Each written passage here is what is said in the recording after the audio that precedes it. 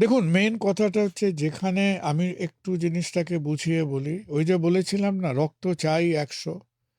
আমার হয়তো অল্প বিস্তর কিছু কিছু রাস্তাঘাটগুলো সরু সরু হয়ে এসছে, আমার 20%, 10% শর্টফল আছে। সেই সময় কিন্তু মনে রাখবেন, এই কোথাও অল্প, আমরা সব জিনিসটাকে বলি ব্লক হয়ে গেছে, ব্লক হয়ে গেছে। সব জিনিস তো দুম করে ব্লক হয়ে যায় না। একটা পাইপ যত সরু হবে তত তার ফ্লোটা কমবে। তো সেটা যদি অল্প একটু শুরু হয়ে থাকে, যেখানে সে হয়তো সাপ্লাইটাকে 20-25 ভাগ কমাচ্ছে, তারা কিন্তু ওষুধে ঠিক থাকবে।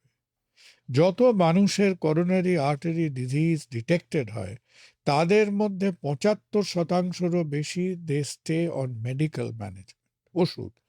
ওষুধের ইম্পর্টেন্সটা কি? রেগুলারলি খাবেন, মধ্যে মধ্যে চেক আপ করবেন। এবার যেখানে আমার ডেফিসিট বা আমার শর্টফলটা বেশি, আমার সরু ভাবটা বেশি হয়ে গেছে, আমার মোর দ্যান 50-60% রক্ত কম আসছে, কেন হচ্ছে? পাইপগুলোয় ঝামেলা আছে বলে। এবার 3টে মেন আর্টারি থাকে, তার কিছু শাখা প্রশাখা থাকে।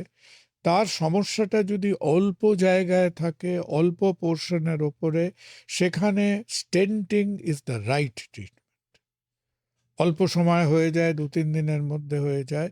আর স্টেন্টিং বিশেষ করে ভালোভাবে কাজ করবে যাদের ডায়াবেটিস নেই। অনেকগুলো আর্টারিতে ব্লক হয়েছে, বেশ কড়া ধরনের ডায়াবেটিক আছে, আর্টারিগুলো খড়খড়ে কড়া হয়ে গেছে, ক্যালসিয়াম জমেছে, কিছু কিছু আর্টারি 100% ব্লকড হয়ে গেছে। সেই অবস্থায়, হ্যাঁ, আপনাকে যদি একটা বড়, ই এত বড় সাইজের একটা, ধরুন একটা রেঞ্জ, একটা একটা মেশিনকে খুলতে হচ্ছে, আপনি তো হাতে একটা ছোট্ট স্ক্রুড্রাইভার দিয়ে খুলতে পারবেন না। সুতরাং মাল্টিপল ব্লকস, কমপ্লিকেটেড ব্লকস, সেইখানে bypass surgery is the option.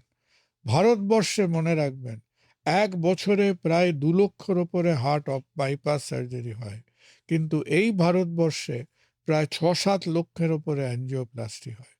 তার মানে এভরি 100 সিরিয়াস কেসের মধ্যে প্রায় রেশিওটা হচ্ছে 3:1 কি 4:1। 3 জনের হয়তো অ্যাঞ্জিওপ্লাস্টি লাগবে, কিন্তু যে একজনের সমস্যাটা কমপ্লিকেটেড, সেখানে কিন্তু বাইপাস আজকের দিনেও ইজ দ্য বেস্ট অপশন। এবং আমি করি বলে না, কথাটা হচ্ছে বাইপাস সার্জারি হচ্ছে in the history of medicine একমাত্র অপারেশন যার 50 বছরের ওপর ফলো আপ আছে। So people have been followed up for 50 years.